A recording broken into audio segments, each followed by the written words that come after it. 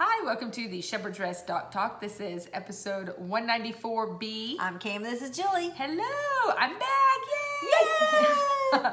This is the Chronicles of the Apostles, where we are moving through Acts and finding out what is happening after the death, burial, and resurrection of our Master, because that seems to be where everyone gets confused and goes their separate ways, just like the apostles did. They all went their separate ways, and we've all kind of gone our separate ways. And I really believe the Lord's kind of reining us back in and giving us a deeper understanding. So we're going through Acts and discussing little bit by little bit. And today we're going to talk about Acts 21:15 through 26. The beginning of 21, we see Paul and his entourage coming from all over the Macedonia area, which includes all of those little cities up there, and the Asia Minor area, and Greece, where the Corinth is, and just all his people that he's bringing to really present to the disciples, which are the apostles, which is the leaders of the way, present them as a testimony to what he's been doing all these years. There's that collecting. I mean, there's probably, I don't know this, a representative from every one of those letters he has. Actually, there is. Oh. And I have that right here. Okay, let's hold off and let's start reading first, and then when we get to it, we'll talk about that. All right, so we see him traveling in the beginning of 21. He's now back on the mainland, I like to call it. You know, he's not 48. he's not quite in Israel yet, in Jerusalem yet, but he is on that landmass. Okay. All right, so we see him going to the different people's houses and the prophetesses, the four prophetesses that we talked about the last time. And everywhere he goes, he hears the same thing. If you go to Jerusalem, you're going to be bound in chains. If you go to Jerusalem, this is what's going to happen to you. And I mean, one guy even took his shawl and bound his own hands and said, this is going to happen to whoever owns this shawl, or cloak. And Paul's like, guys, give it a rest. All right, I already know that these things are going to happen, and I've already decided in my mind that that's okay. This has to be done. Right. And I thought, now that I've gone through the rest of 21, I thought, oh my gosh, it makes so much sense why he had to go back. So not for one, so he can present all of these delegates to the people, because there's all these rumors about him. Right. And so they can see and know that, no, Paul is legitimate and there's no claim to all these rumors that are going on. So let's start in 15. It says, and after those days, having made ready, we went up to Jerusalem. I love that because they're north. Right. They're in Caesarea at this time, and they're going up to Jerusalem. So don't get confused, because up just means up to Jerusalem. In elevation, yes. On a map, they'd really be going down. Yeah. Okay. So, and also some of the top ones from Caesarea went with us and brought with them Nason of Cyprus, an early taught one, and with whom we were to lodge. And when we had arrived in Jerusalem, the brothers, that is of the way, these are James and John and Peter and the rest of them. The disciples, yes, that are now apostles, received us gladly. And on the following day, Paul went in with us to Jacob, or Jacob, or James, as some Bibles say, and all the elders came. I just want to stop and say something about this that I did not know until recently. I always thought that James was just the Greek equivalent of Jacob, but it's not. That would be Jacob. Right. So would be the way we would say it. Right. So James was actually changed to James to honor King James. Oh my gosh. I know, isn't that crazy? Yes. So our Bibles today. today, our kids James, we'll really name him after King James. And I have one named after James. So I'll just keep it with the Bible. That's just an interesting fun fact. Interesting. And I don't know how fun it is, but it's Actually, a fact. burst my bubbles what he just did. I know. So honey, you have a biblical name. Not really. It was just changed to James, just so to honor King James. All right, so in 19, and having greeted them, he was relating one by one what Elohim had done among the nations through his service. All right, so now we're back to the delegates, I guess you would call them, the representatives from each of the different places. And we've talked about all of these throughout the chapters previous. I believe we have. All right, so from Syria, Antioch, that would be Titus and Luke. Okay. All right. So, Luke is the author of Acts. So when he's saying we, he means he's there. Right. He's with them. All right. From Galatia, you have Timothy and Gaius of Derbe. From Macedonia, you have Sopater of Berea, Aristarchus, and Secundus, whatever, of Thessalonica. From Ephesus, you have Tychicus and Trophimus. Sounds like two diseases. And then from Corinth, you have all kinds of people that are not mentioned. So each of them also had their contributions, which was, remember, he was going around collecting the money for the poor ones, because the ones following the way were considered the poor ones. They were also called zealots for the Torah, which I think is very interesting, because next week we're going to talk about something going on behind the scenes at this time with the zealots. So for them to, in 20, talk about how they're all zealous for the Torah really has even more meaning than just being excited for the Torah. Yeah. Right? And isn't one of the I don't remember which one, but one of the disciples back in, I think it's either Matthew or Luke, and the zealot, he's called a zealot. And I know that was a fighting group, but I also wonder if it wasn't also the excited, because those who were fighting were excited about the Torah. They just didn't understand Jesus yet.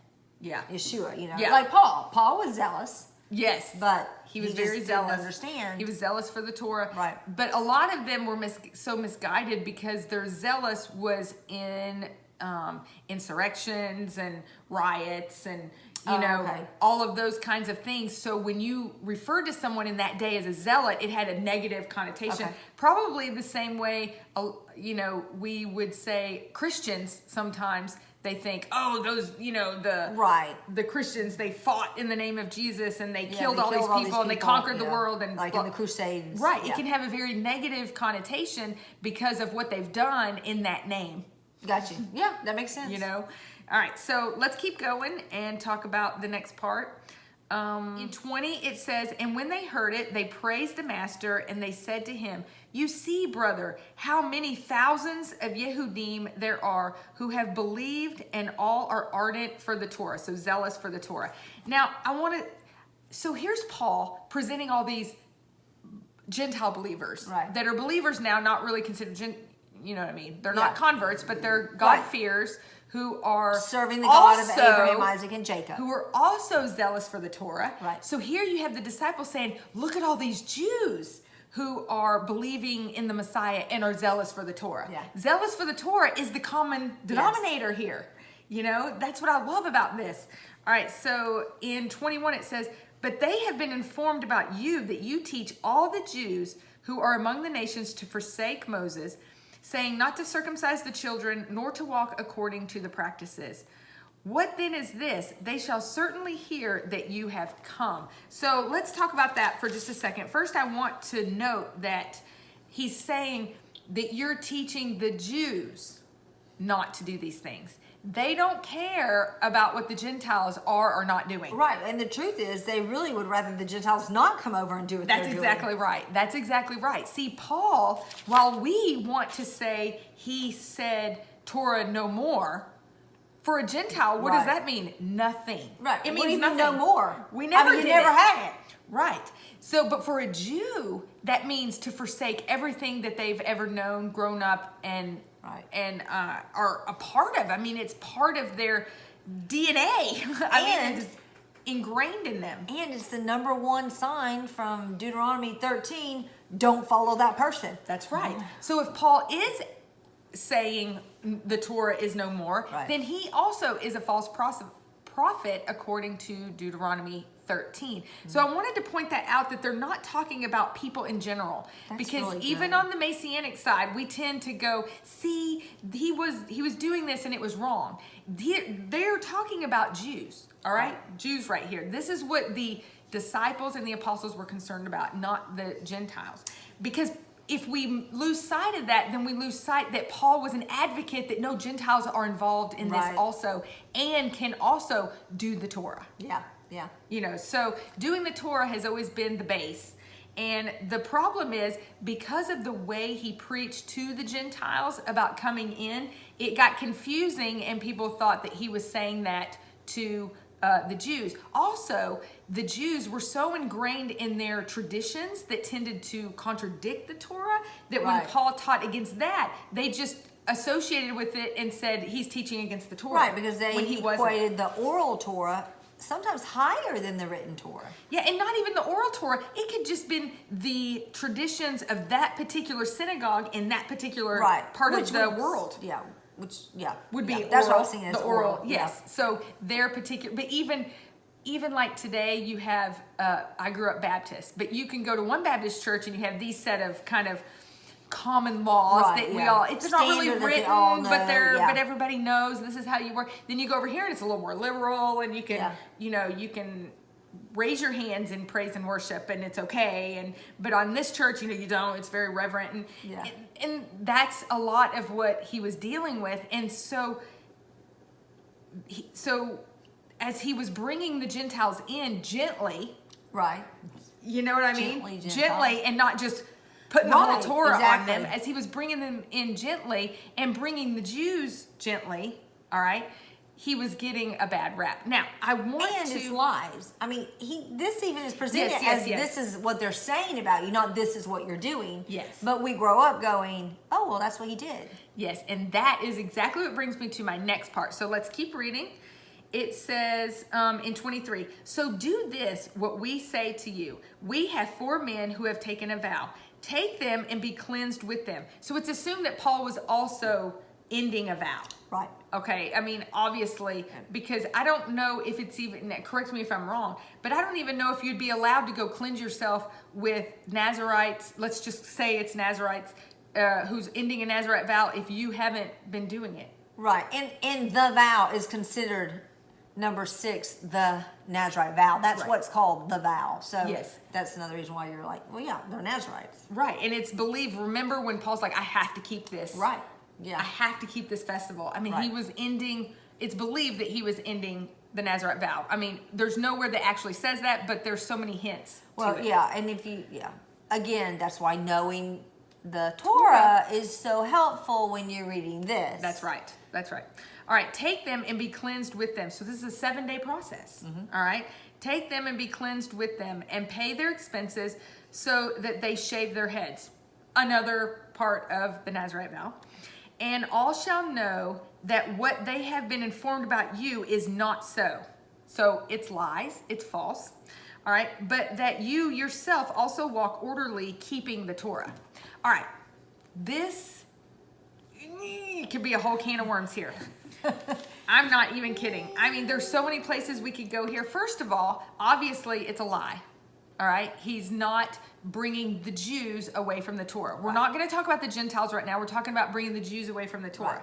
And then we can go to where Paul says we're all one in Messiah. We're under Messiah's Torah, which is the biblical Torah. Okay, you can't separate the two. No.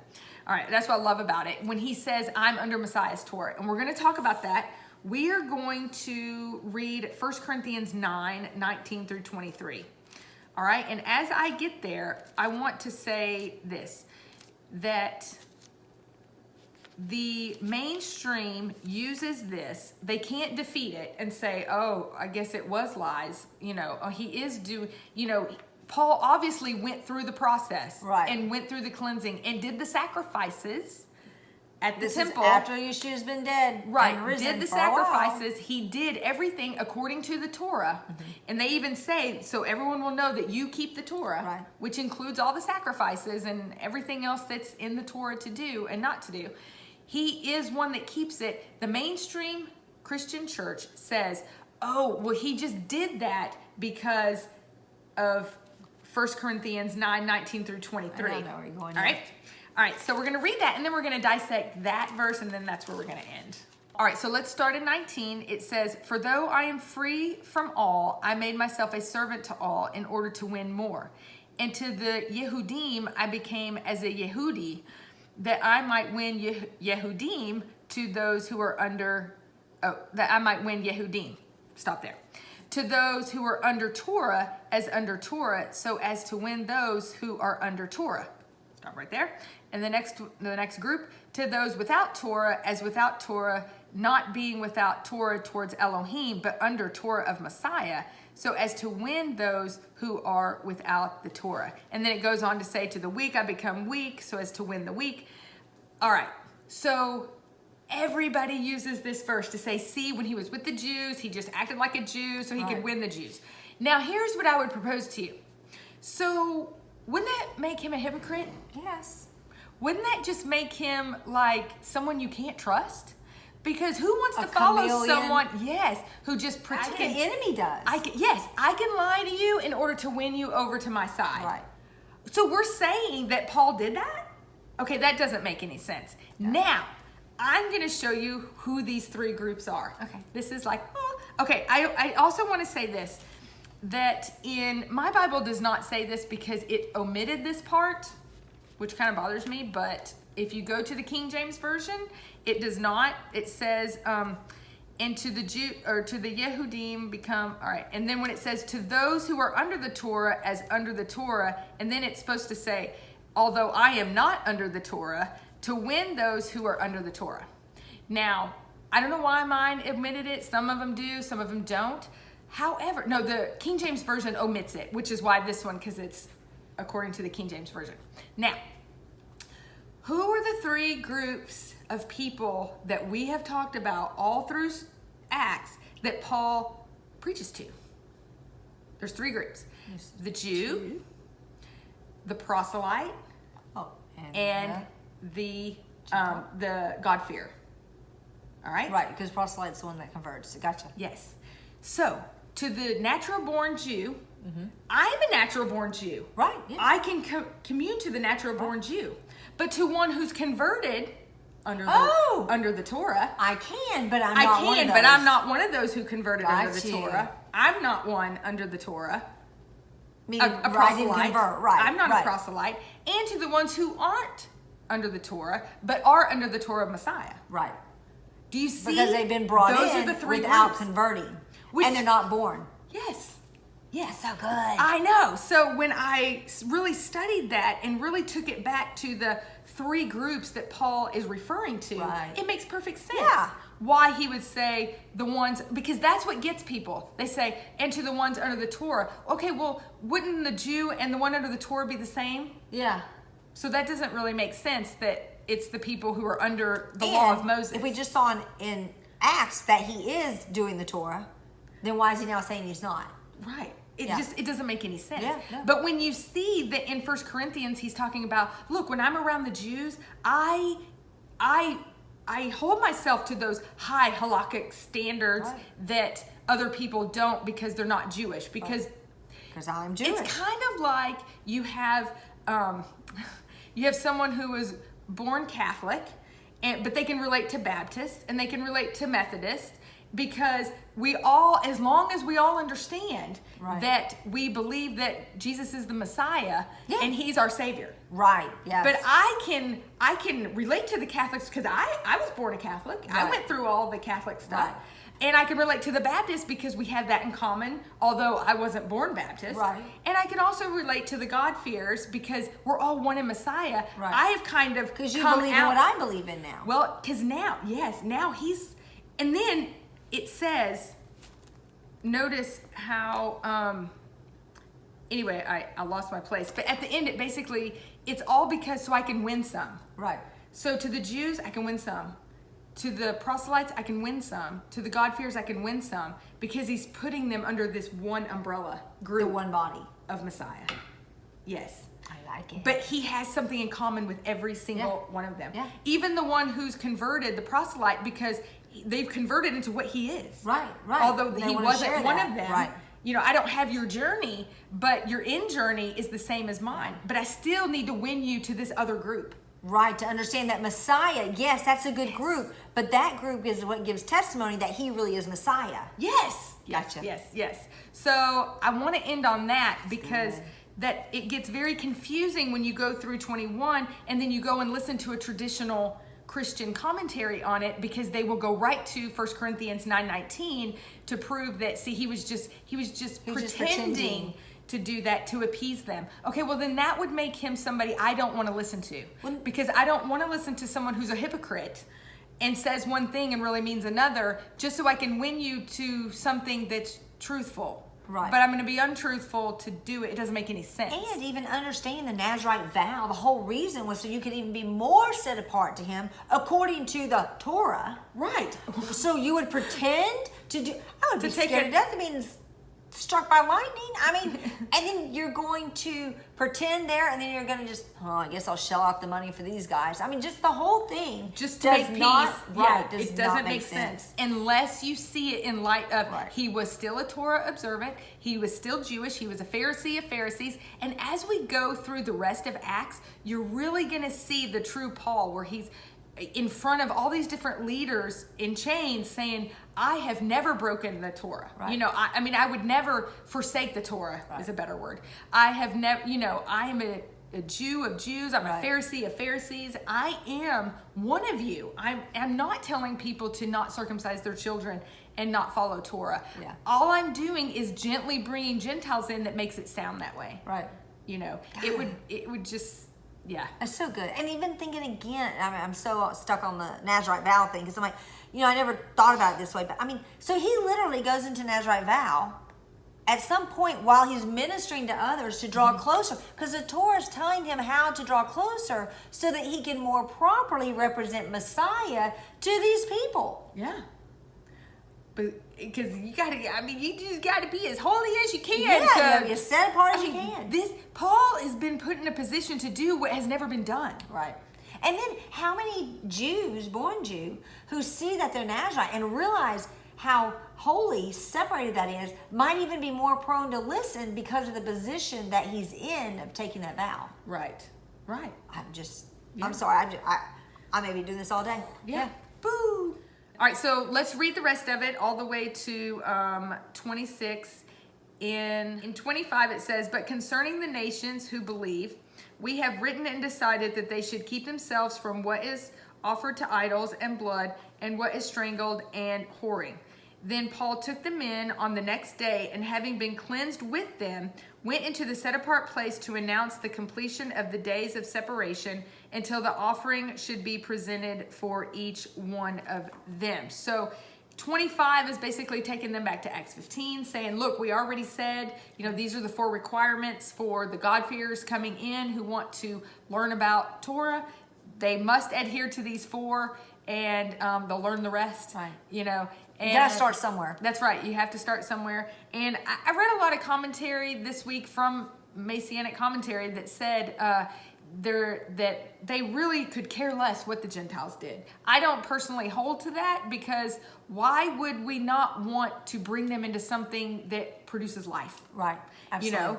So and if the goal of Judaism is to fix the world, right, to repair, then they would care what they're doing. Right. Because that's what repairs. Right. The whole point of them is to be priests to the nations. Right. And Peter says we're priests to the nations. Right. So, and that's to, Jews and Gentiles alike. Right. And if we're going to be priests to the nations, then we have to represent him correctly. Right. And to represent him correctly, we need to know what he Which is requires. why, again, when you have that heart, brings you into that group, Messiah. Yes. Because that is the goal. Right.